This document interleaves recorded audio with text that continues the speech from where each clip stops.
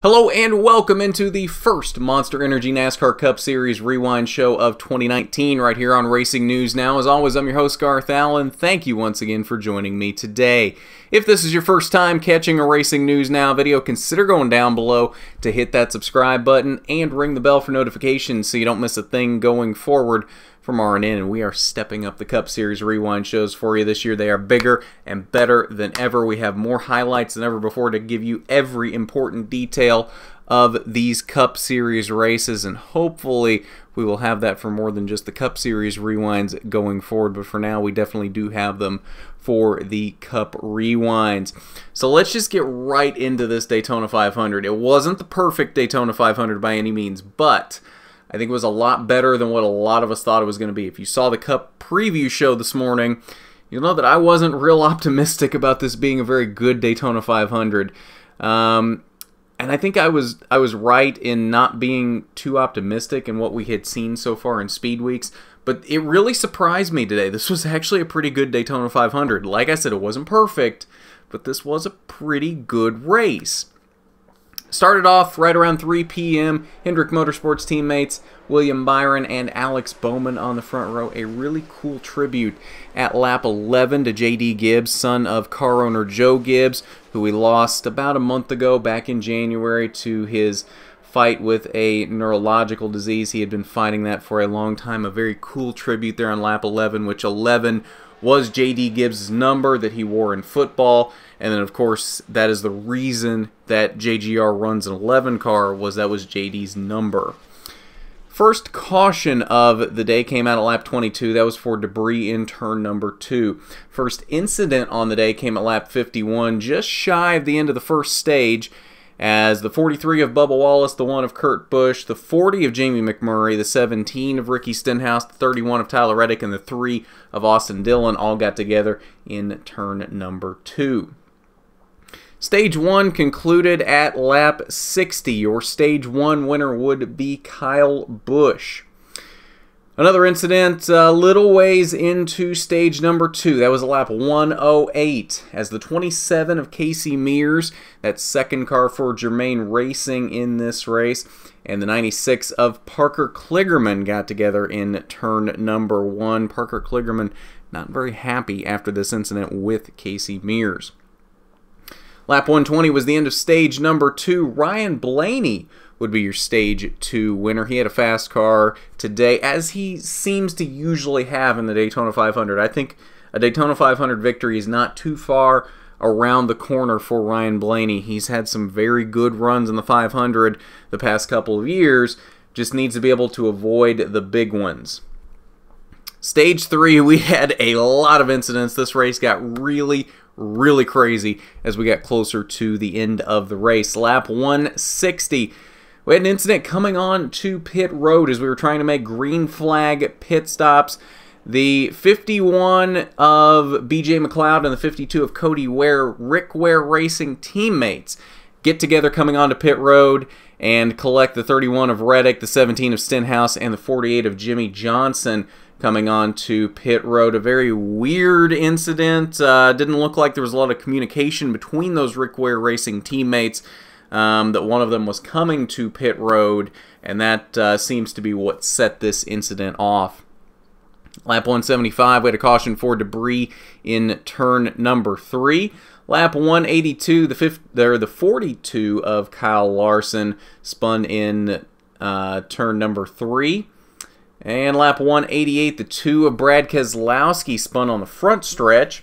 Then we had the big one, lap 192. This one involved a lot of cars. Some aggressive bump drafting from Paul Menard triggered this as he was trying to bump draft Matt DiBenedetto into turn number 3. And that set off a huge chain reaction, very reminiscent of the crash we had to end the Clash a week ago. 95 of Matt DiBenedetto, the 21 of Paul Menard, 20 of Erik Jones, the 12 of Ryan Blaney, the 36 of Matt Tiff, the 41 of Daniel Suarez, the 3 of Austin Dillon, the 6 of Ryan Newman, the 10 of Eric Almirola, 38 of David Reagan, 17 of Ricky Stenhouse, 47 of Ryan Preece, 37 of Chris Buescher, the 8 of Daniel Hemrick, the 19 of Martin Truex, the 9 of Chase Elliott, the 48 of Jimmy Johnson, the 24 of William Byron, the 13 of Ty Dillon, the 22 of Joey Logano, and the 42 of Kyle Larson, all involved in this wreck. A huge pileup going into turn number 3. That also set up 24-minute and 57-second red flag, just shy of 25 minutes to get everything cleaned up there, as that was a huge incident. And once we got back racing, we didn't go for very long. We went to lap 196. 2 laps later, after we got back to green, we had another incident going into turn number 3. This one involving Stenhouse, Larson, Elliott, Alex Bowman, Kevin Harvick, Ty Dillon, and Brad Keselowski.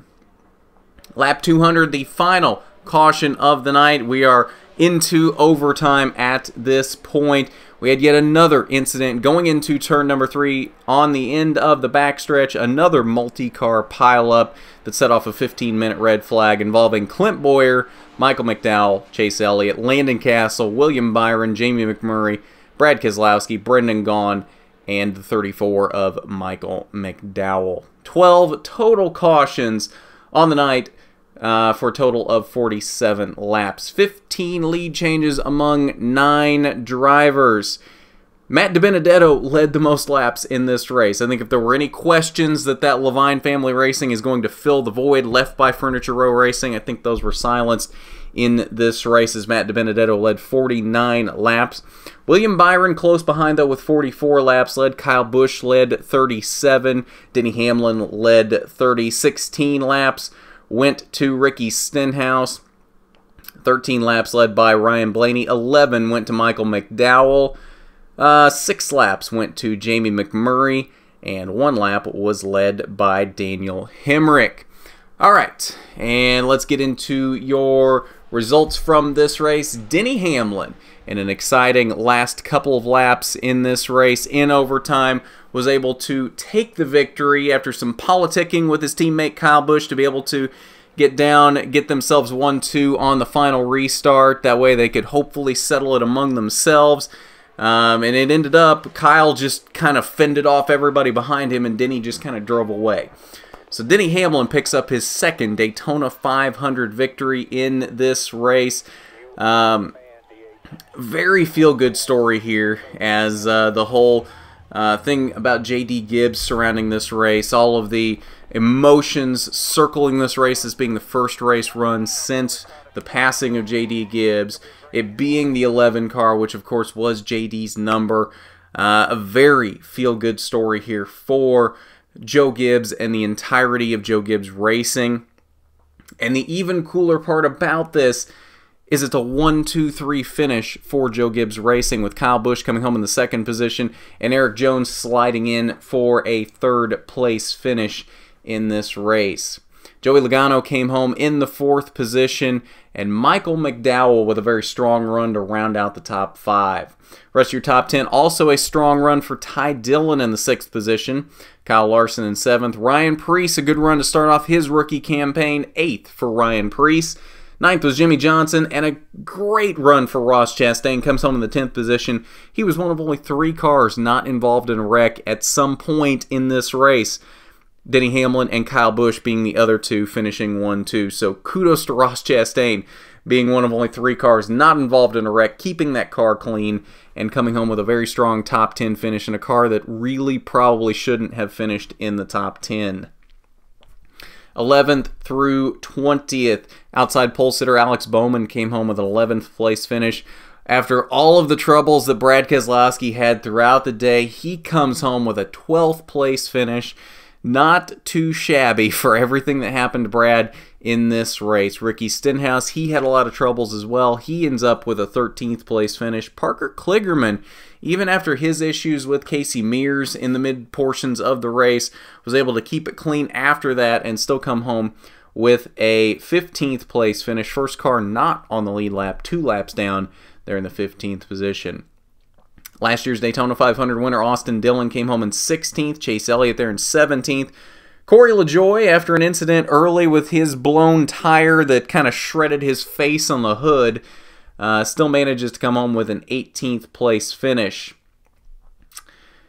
21st through 30th pole sitter William Byron came home with a 21st place finish after getting collected in a couple of wrecks near the end of the race. He kept the car pretty clean until late, and then his luck kind of run out and got collected in a couple of wrecks. Jamie McMurray, in what is probably his final race, came home in the 22nd position. He got caught up in a couple wrecks late as well. Kurt Busch, his first race in the one car for Chip Ganassi Racing, came home in 25th. Tyler Reddick, in his first run in that 31 car in the Cup Series, came home with a 27th place finish after getting also involved in a couple of incidents. Matt DiBenedetto, your lap leader on the day, came home 28th after his couple of incidents late. And final page, 31st through 40th. Ryan Blaney there in the 31st position. Eric Almirola, 32nd. Daniel Suarez in his first points race in that 41 car. Got caught up in some incidents late as well. Unfortunately, did have a strong car. Didn't get to show it at the end of the race, though. 33rd. Daniel Hemrick, 34th in his first race of his rookie campaign. Martin Truex got caught up in some incidents as well there in 35th. Matt Tifft, first race of his rookie campaign as well, 36th for Matt Tifft. All right, and that's your results on the day for the Daytona 500. So let's head over to the media center. We'll see what your top finishers on the day had to say after this one. I don't know. Maybe the race is bigger, the pack's bigger. Seemed like you can get more cars to go down there. That's probably what it was most. Instead of a 20-car field, you got 40 cars and 30 of them really racing. So it seemed like there was times that you had enough cars down there that the bottom was stronger for a while. And yeah, I thought that was fun, kind of working the lanes back and forth, and tires would start wearing out and cars were wiggling around the racetrack, and then the top would start to prevail again. And you know, it was a lot different race than what we were all expecting. I was expecting us to be up against the wall, and you know, I quickly found out pretty early in the race that this is going to go a little bit different than we thought we was going to. Yeah, I mean, for me it is. I think for everybody it is. You know, it's obviously we all miss JD, and to come here and have such a good run. You know, we had a good run, but we had really good cars all weekend. We had really good speed, and to come out 1, 2, 3, you know, it's pretty neat. And not only that, we were up there in contention all day. So that was a great day for us overall. Pretty storybook, I would say. Yeah, I'm not a Gibbs driver, but for what JD's done for my career is the reason why I'm sitting here today. And as bad as I want to win it, it is pretty cool to think the first race after his passing to see those cars 1, 2, 3. It says he's up there watching, and maybe gave you guys a little extra boost there at the end. So congratulations to them. I do think that's cool. I can at least remove myself enough to look at that and say that's a really cool story for you guys to write about. It's first and foremost to try to make sure that we at least get a JGR car to victory lane, and you know, they didn't want to do it the previous restart, but then since he got the lead, he wanted to do it again. So you know, it is what it is. Just at least we got a JGR car in victory lane. That's the big picture. That's what matters, and we move on. Yeah, I think the first one, I'm not sure if it was a green-white checkered or not, but it was inside 5 to go, and I thought that, you know, any deals and stuff like that. Our original deal was inside 10 to go. After that, you kind of race. We kept going. We had, I think, a restart with 7 or 8 to go. We worked together. And then they asked, I think they asked, and we said, you know, let's just race it out. And that was with the second to last restart. We decided we wanted to kind of race it out. Being on the front row, I kind of liked, and I was hoping he was going to take the line that he chose, and he did. So that put us in a good position. You know, everything that all the experience that I've had, I knew what line I wanted to be in, and it was going to be a 50-50 shot whether he put us in that line or not. And when he did, we got the lead. The caution came out, and then we were fine. You know, just going ahead and staying racing like we were. I knew the top line was the line I was going to choose, and they actually came over. I think they came to my spotter and said, hey, do you want to drop down in front of us? We're open to do that. And when I saw him and the 22 lined up, I was like, well, absolutely, sure. I definitely will do that. So I thought that was the best move for us, but it still gave him a great opportunity to win because he got a great run on us on the backstretch and we had to block it. And so I think that he probably knew the same thing that I did, is that bottom lane deteriorates really quick at the end of these races. I've been on the bottom lane 3 or 4 times here on a green white checker and lost the race every time because it was just not the place to be. So I thought that he was actually pretty smart in thinking that, hey, if I drop down in front of him, that puts him in the position to go on offense against me. So if he's on the inside of me and I'm right there on his door, there's no offensive play that he can make. He made the right move, in my opinion, to let us do that so he can have the 22 and make a run. And we'll take a look at your playoff grid before wrapping up here tonight. I know we're only 1 race into the season, so this really doesn't mean a lot, but it does give us a little bit of an idea here very quickly of where things stand early on in the season. Really, the only thing we can count on at this point is Denny Hamlin is pretty well locked into the playoffs at this point. We have yet to have more than 16 winners in a season since introducing the playoffs, so I think it's pretty safe to say that Denny Hamlin is in the playoffs, but with the new aero package this season, that could throw a wrench into that. We will see going forward, but if he's not locked into the playoffs, we will know later on down the road. But 1 win should be enough to put Denny Hamlin into the playoffs. Otherwise, you see the rest of the drivers right now in playoff positions. Again, we're 1 race into the season, so a lot of that really doesn't mean a lot at this point because there's a lot of drivers way far down the list right now because of getting knocked out in wrecks early, most notably Martin Truex down here in 28th. I think he'll definitely be a playoff driver, but he is definitely nowhere near in the picture at the moment. So other than Denny Hamlin being locked in at this point, really the points don't mean a lot just yet. But that is a quick look at your points following the first race of the season, the Daytona 500 for 2019. And I think that'll do it for us tonight on the first Monster Energy NASCAR Cup Series Rewind show of the season. Pole position, the first of Season 2, coming up at its normal time, Monday evening, 8 p.m. to recap everything that happened this weekend very quickly for you.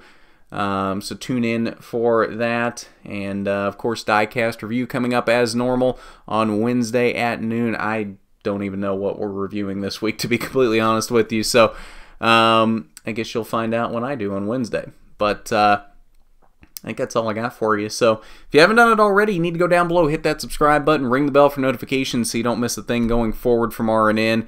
While you're down there, why don't you hit that big thumbs up button if you like the video. It's much appreciated when you do, and it helps us out so much when you do that. As you can see with tonight's Cup Rewind, like I've been saying for a couple months now, we are working on stepping up the quality of these this season. Better highlights in these. We're working on getting a lot more interviews with drivers on Rewind shows going forward, not just the ARCA and K&N Rewinds, but Truck, Xfinity, and if we can swing it on the Cup Series as well, if we can fit into their schedules. So we're doing what we can to get everything ramped up for you this season, and we're going to have more for you than just what we are doing right now. Rewind shows, previews, diecast reviews. We do have other special things coming up as well here in the next couple of months that will be really cool for you as well. So if you're not already subscribed, you need to be, as things are just going to keep getting better and better here on RNN going forward. But I believe that's all I got for you. So at that, this has been the Monster Energy NASCAR Cup Series Rewind show. I'm Garth Allen for Racing News Now.